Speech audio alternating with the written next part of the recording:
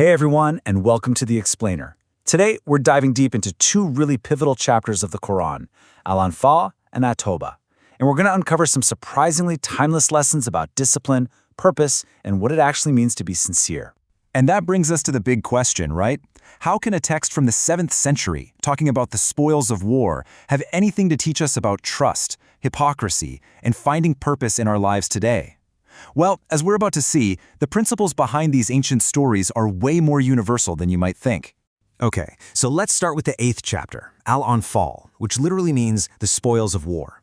Now, on the surface, it was revealed to guide the early Muslims in times of conflict, but its real focus is actually on something much, much deeper, the kind of spiritual state you and I need to navigate life's biggest challenges. And this is where it gets really fascinating. You've got these two key battles.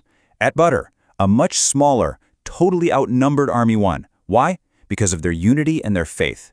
But then you have the Battle of Uhud, where a moment of greed and simple disobedience turned what should have been a victory into a devastating defeat. The lesson couldn't be clearer. Real strength comes from your inner discipline, not just your numbers. So let's zoom in on that defeat at Uhud, because, wow, it is such a powerful case study in human error. It's this incredibly dramatic moment where a sure thing just completely collapses and it all comes down to one simple human mistake. So here's the play-by-play. Prophet Muhammad put a group of archers on a strategic hill with one crystal-clear order: do not move, no matter what happens. But then, as victory looked certain, the enemy started to retreat, leaving all this valuable stuff, the spoils, on the battlefield. The lure was just too much. The archers abandoned their post, and in that moment, they exposed a weak spot. And boom, the enemies saw their chance, counterattacked, and turned a sure victory into a stunning defeat. The lessons from this disaster are huge. It's a classic example of how greed can make you forget your main mission. And it shows that discipline is actually most important right when you think you've already won. It kind of reframes defeat, you know? It's not just a failure, it's a test of humility. It's a really harsh reminder that chasing after those short-term gains can cost you everything in the long run. And all of this human failing, this mistake, it leads us perfectly into the next chapter, At-Tawba, which means the repentance. This chapter basically acts as the spiritual answer to the problems we just saw. The focus shifts from the battlefield out there to the battlefield in here, the struggle inside ourselves. And right away, you know this chapter is different. At-Tawba is the only chapter out of all 114 in the Quran that doesn't start with the customary opening, "In the name of God, the most gracious, the most merciful." That's not an accident. Leaving that out immediately sets a tone of seriousness and urgency. It's like it's saying, okay, the time for being complacent is over. So what's it all about? Well, the chapter is this massive, universal call for sincere repentance. And it's talking to everybody. Believers, hypocrites, disbelievers, you name it. It's warning against betrayal and just being an opportunist. It's a tough message for sure, but it also shines a bright light on a clear path back to forgiveness for anyone who's actually genuine about it. Okay, so we've talked about ancient history.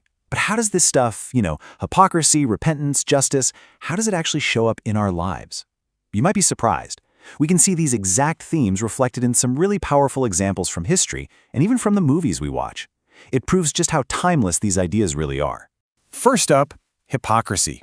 The chapter comes down hard on it. And we're not just talking about telling a little white lie. It's describing someone who claims to be part of the team, part of the community. But in reality, every move they make is just to serve their own selfish interests, even if it hurts the whole group. And we see this kind of character all the time, right? In history, you've got Benedict Arnold, the famous general who betrayed his own country during the American Revolution. And in the movies, who's a better example than the Joker from The Dark Knight? He's a character who just thrives on breaking promises and manipulating everyone around him, committed to nothing but his own brand of chaos. But it's not all doom and gloom. Because on the flip side, you get this incredibly powerful message of hope through repentance.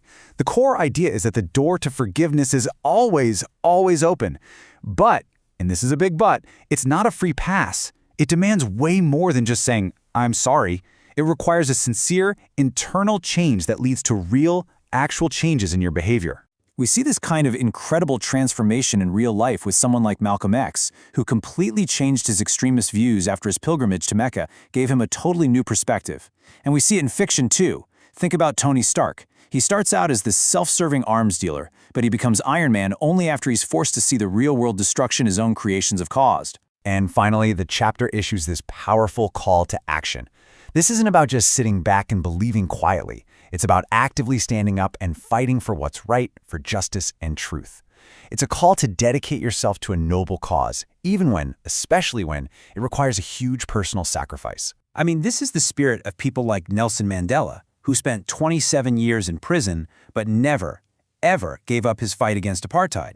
And it's the spirit you see in cinematic heroes like William Wallace and Braveheart, fighting for his people's freedom against absolutely impossible odds. All right, so after all that, after digging through ancient battlefields and timeless ideas, what's the ultimate takeaway for us today? Well, it really all comes together in just a few core principles that we can apply to modern life. Ultimately, these ancient chapters give us a pretty powerful guide for how to live today. They teach us to be authentic and to stand firm against injustice and betrayal. They remind us that when we mess up, the path back isn't just saying sorry, but making a sincere change. And maybe most importantly, they call on us not just to believe in something, but to actually get up and act for the causes that really matter. And that leaves us with one final thought to chew on.